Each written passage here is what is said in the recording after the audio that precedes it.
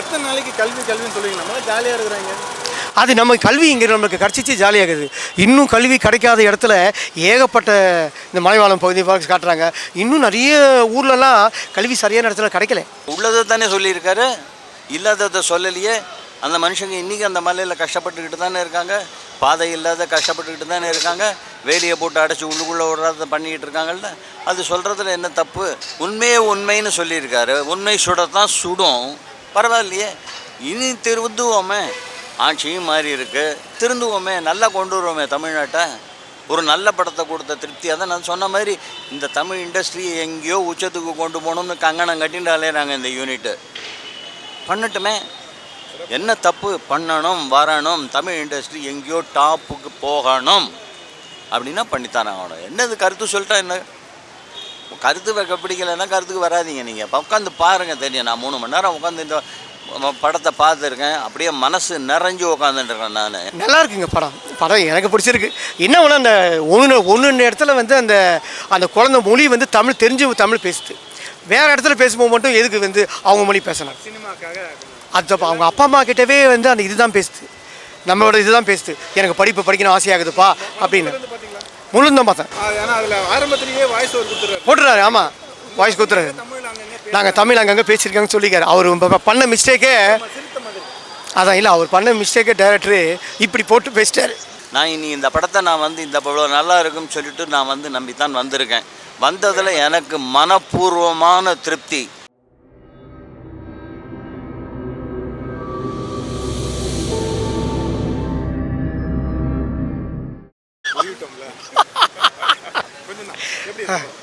நல்லா படம். நம்ம என்ன சொல்கிறதுன்னா, நம்ம இந்த திரைப்படத்தை என்ன எதிர்பார்த்து நம்ம போனோமோ அந்த திரைப்படம் இந்த எதிர்பார்ப்பு அப்படியே இருக்கும். எத்தனை நாளைக்கு கல்வின்னு சொல்லுவீங்க? நம்மளாம் ஜாலியாக இருக்கிறாங்க. அது நம்ம கல்வி இங்கே நமக்கு கிடச்சிச்சு ஜாலியாகுது. இன்னும் கல்வி கிடைக்காத இடத்துல ஏகப்பட்ட இந்த மலைவாழம் பகுதி காட்டுறாங்க. இன்னும் நிறைய ஊர்லலாம் கல்வி சரியான இடத்துல கிடைக்கல. ஓகேங்களா? அதெல்லாம் நம்ம இன்னும் மீடியா தான் எடுத்துகிட்டு போகணும்.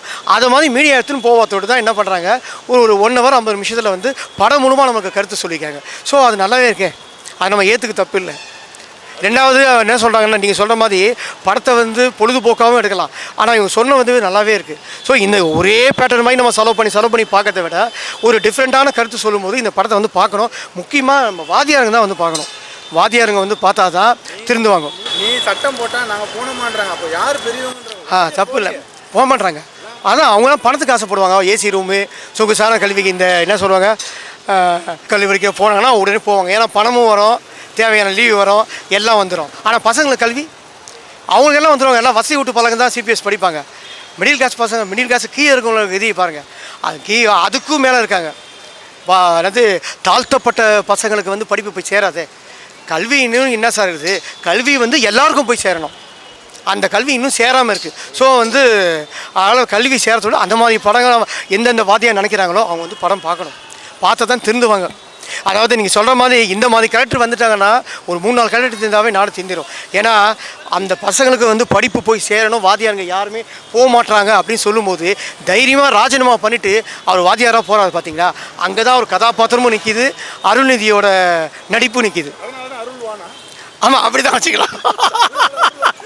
ஸோ வந்து நல்லா இருக்குங்க படம் எனக்கு பிடிச்சிருக்கு. என்ன ஒன்று, அந்த ஒன்று இடத்துல வந்து அந்த குழந்தை மொழி வந்து தமிழ் பேசுது. வேறு இடத்துல பேசும்போது மட்டும் எதுக்கு வந்து அவங்க மொழி பேசணும்? சினிமாக்காக அது அவங்க அப்பா அம்மா கிட்டவே வந்து அந்த இதுதான் பேசுது, நம்மளோட இதுதான் பேசுது. எனக்கு படிக்கணும் ஆசையாகுதுப்பா அப்படின்னு முழுந்தான் பார்த்தேன். ஏன்னா அதில் ஆரம்பத்திலேயே வாய்ஸ் போட்டுறாரு. ஆமாம், வாய்ஸ் கொடுத்துறாரு. நாங்கள் தமிழ் அங்கங்கே பேசியிருக்காங்கன்னு சொல்லிக்காரு. அவர் பண்ண மிஸ்டேக்கே அதான். இல்லை, அவர் பண்ண மிஸ்டேக்கே டைரக்டரு இப்படி போட்டு பேசிட்டாரு. அதான் மாதிரி வச்சு. ஏன்னா அந்த ஒரு 2 இடத்துல தான் தமிழ் பேசுகிறாங்க. அம்மா அப்பா கிட்ட மட்டும்தான், மீதி 6 கிட்டவும் பேசலை. ஸ்கூலில் வந்து இங்கேருந்து ஓடி போகிறதாகட்டும், அதுக்கு முன்னாடி வந்து எனக்கு படிப்பு எனக்கு வேணும்னு சொல்லி ஒரு டீச்சர்கிட்ட போய் கேட்குறதாகட்டும், அது எல்லாமே அவங்க மொழி தான் பேசுவாங்க. மலை கிராமத்தை அப்படி தத்ரூபமாக காட்டிருக்காரு. ஆமாம் சார், உண்மை நல்லா இருக்குது சார். நம்ம ஜெய்பீம் படம் மாதிரி நல்லாவே இருக்குது. அந்த 1 hour 50 நிமிஷம் படம் கிட்டத்தட்ட நம்ம அந்த காட்டுக்குள்ளவே வந்துட்டோமோ அந்த ஃபீலிங்கை வந்து இந்த திரைப்படம் கொடுத்துருக்கு. மிருகத்தோட மோசமானவனா மனுஷன் ஒன்று சொல்லுவேன். மனுஷனை பார்த்து பயப்படி தான் செய்வாங்க. ஏன்னா அந்த வாழ்கிற பகுதி மக்கள் வந்து பணமே வேணாம், நாங்கள் நல்லா தான் இருக்கோம் அப்படின்னு சொல்லுங்கிறாங்க அந்த மக்கள். அப்போ இங்கே வந்ததுக்கப்புறம் மனுஷனை பார்க்கும்போது, மோசமான மனுஷனை பார்க்கும்போது என்ன ஆகும்? மனுஷனை குறை தான் சொல்லுவாங்க. படம் கண்டிப்பாக எல்லா ஆடியும் செட் ஆகும். எல்லா கிட்ட சொல்கிற மாதிரி தான். முக்கியமாக வாத்தியாருக்கு வந்து பாருங்கள். கருத்து இந்த மாதிரி படங்கள் சொல்லணும் சார். என்னை பொறுத்த வரைக்கும் இந்த படத்தில் ஒர்க் பண்ணின அத்தனை பேரும் டவுன் டு த எர்த்துலேருந்து டாப் வரைக்கும் அத்தனை பேரையும் கட்டி வச்சு உதச்சி நாடு கடத்தணும். இவங்க என்னடான்னா தமிழ் இண்டஸ்ட்ரியை எங்கேயோ உச்சத்துக்கு கொண்டு போகிறதுக்கு ட்ரை பண்ணுறாங்க. இதை மாதிரி வந்து தைரியமாக போல்டாக வந்து ஒரு படம் எடுக்கிறது, அதுவும் எங்கேயோ போய் காட்டுலேயும் போய் நடு எடுக்கிறதுன்றது அசாத்தியமான ஒரு துணிச்சல் வேணுங்க. அதை எடுத்த அத்தனை பேருக்கும் ஹாட்ஸ் ஆஃப். முக்கியமாக இந்த படத்தை வந்து சிஎம் சாருக்கு கொண்டு போய் அவரை பார்க்க வைக்கணும். அதை நான் என்னோடய சோஷியல் மீடியா வழியாக கொண்டு போய் இந்த மாதிரி ஒரு படம் வந்திருக்கு, அதை பாருங்கள் அப்படின்னு சொன்னால் போகிறோம். எப்படி இருந்தாலும் பார்த்தாருன்னா நிச்சயமாக கல்விக்கு முக்கியத்துவம் கொடுத்து இந்த மாதிரி நல்ல படங்களுக்கு முக்கியத்துவம் கொடுத்து பண்ணுறதுக்கு உண்டான வாய்ப்புகள் மிக மிக மிக மிக மிக அதிகம்.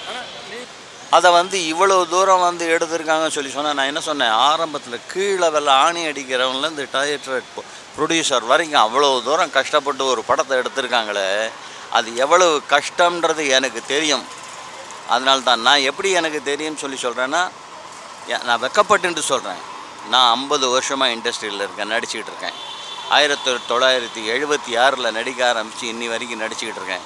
ஆனால் இந்த படத்தில் நடித்தவங்களுக்கு முன்னாடி நான் கூனி குறி துரும்பு மாதிரி நான் நிற்கிறேன்.